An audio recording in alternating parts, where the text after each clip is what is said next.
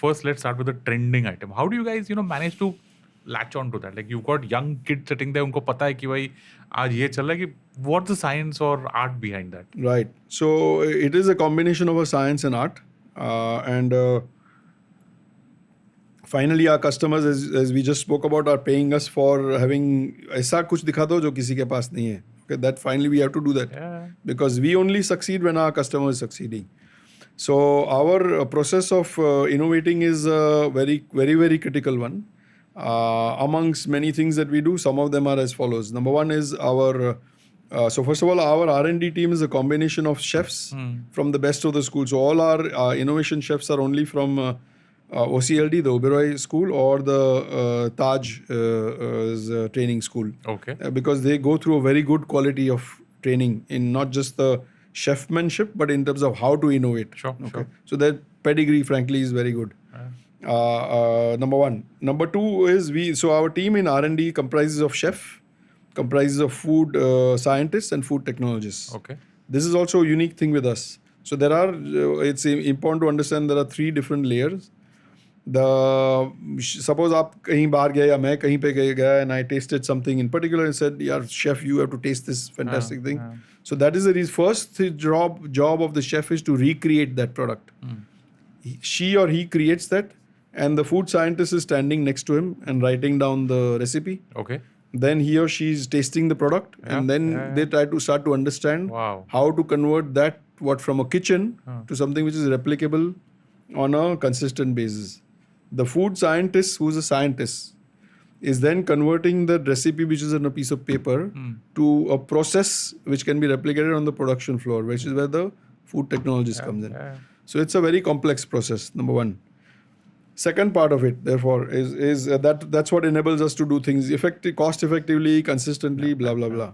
Now, second part of innovation to, as you said, how do you get it, is that this team of chefs, food scientists and food technologists, every quarter do food safaris. So depending on what... Food safaris? Yeah. Sounds exciting. Yeah, it is. It is. So they are given a open license to go out and travel and experience the cuisine or cuisines that we are targeting. So they need to go out and eat at restaurants, experience the ambience of the place, talk to the ingredient sources. So we've had people who were, in fact, in the last 15, 18 months, who've gone all the way to the corners of Northeast because of the Northeast cuisine and fermentation and so on, to experience in nature and bring that knowledge, which is centuries old knowledge and cannot be obtained from any book or anything like that, without being in situ, being in that place. Okay. So that is the second piece. Sure. The third piece is why we follow a principle which is not our own principle, but globally known principle of M.A.Y.A, which is most advanced yet acceptable. Okay. And this is it's a core of everybody's innovation, which is whatever I'm going to place in front of you. Okay, it might be absolutely most advanced, being is far out there. मगर उसमें जब yet acceptable means आपको कुछ तो उसका familiarity होना चाहिए. Okay. So you will not be able to relate to something totally, blood-soaked, whatever, lollipop. Yeah, okay, then nobody in India will be able to eat a blood-soaked lollipop. It may be possible in other cuisines. So what happens is, yes, you may be most advanced, but yet acceptability is important. So I think we have to do a balancing act of bringing that advanced features, but yet bringing it within something which connects with you. Okay. So we will do a combination of either, to put it very simplistically in simple English, when you say M.A.Y.A, what it will translate to is either the format or the flavor. If you simplify everything into either या तो क्या format है उसका या तो उसमें कौन सा flavor डाले हुए, one of those two has to be familiar to you. Okay. So I will give you like we do, to give a classic example, one of the things that we sell in Punjab is a Piri Piri sprinkler. Piri sprinkler? Which is used in parathas. Wow. Okay, that's a classic example of what is M.A.Y.A. Because it's a paratha is something which is familiar to you. Now, of course, Piri Piri has also become familiar, but concept of putting Piri Piri in a paratha is something different. But this is where two things marry.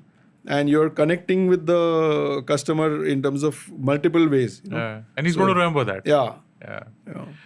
Food chain. the most complex. You just spoke about how Yes. that is something that defines a lot of things. What is this food supply, logistics, supply chain? Tell us about that. Yeah. So, first of all, to make a blanket statement, this is one of the weakest points of Indian QSR entrepreneurs is managing the food chain or the supply chain. It's the most important thing in the long run to make your business viable. Okay. And the people who are the global masters at it, whether you like it or not, have been the American QSRs who have taught the whole world how to build a restaurant chain, which is everybody from McDonald's, KFC, Pizza Hut, and so on. So what does a food chain comprises of is, as I mentioned, you can have the greatest quality but greatest product, but unless it is consistent and it is profitable, you will be out of business or the customer will walk out. So the supply chain helps you to deliver quality, consistency and cost. And you have to put in the effort to put it into place.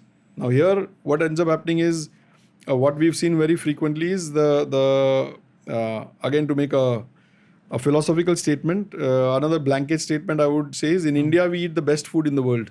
Okay. So as a result, all our Indian entrepreneurs have also got this notion ke wo, sab aisa authentic, mere hi kitchen mein sab kuch banna chahiye. Though it's not possible to do that. Okay. Because then what is going to happen is you create so much complexity that you cannot scale up. Sure.